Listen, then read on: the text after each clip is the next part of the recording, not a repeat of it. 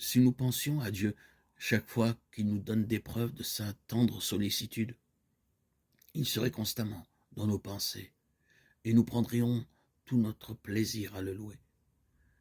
Nous parlons des choses temporelles parce qu'elles nous intéressent. Nous parlons de nos amis parce que nous les aimons et que nos joies et nos douleurs sont intimement liées aux leurs. Et pourtant, nous avons infiniment plus de raisons d'aimer Dieu que nos amis terrestres. Lui donner la première place dans nos pensées, parler de sa bonté et de sa puissance devrait être pour nous les choses les plus naturelles du monde. Les riches dons qu'il nous a accordés ne doivent pas avoir pour but de nous absorber tellement que nous n'ayons plus une seule pensée pour lui. Ils sont destinés à nous rappeler sans cesse notre bienfaiteur céleste et à nous attacher à lui par les liens de l'amour et de la reconnaissance. Nous sommes trop terre à terre.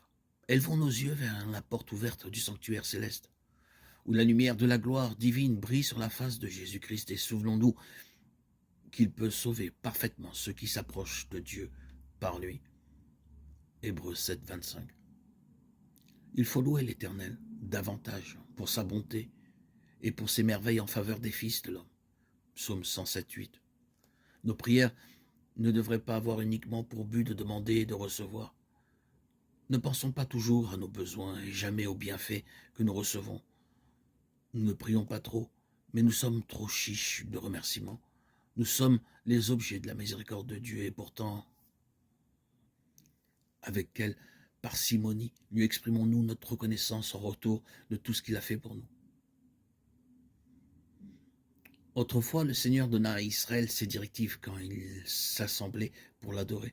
C'est là que vous mangerez devant l'Éternel votre Dieu et que vous et vos familles vous ferez servir à votre joie tous les biens par lesquels l'Éternel votre Dieu vous aura béni. Deutéronome 12, 7.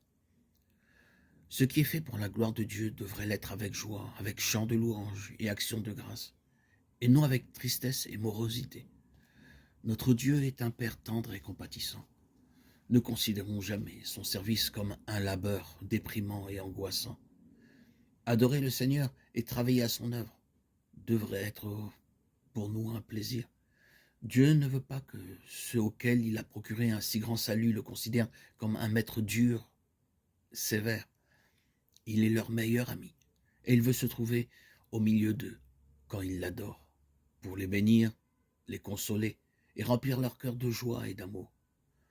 Le Seigneur désire que ses enfants trouvent du réconfort à son service et rencontrent dans son œuvre plus de sujets de joie que de sujets de tristesse.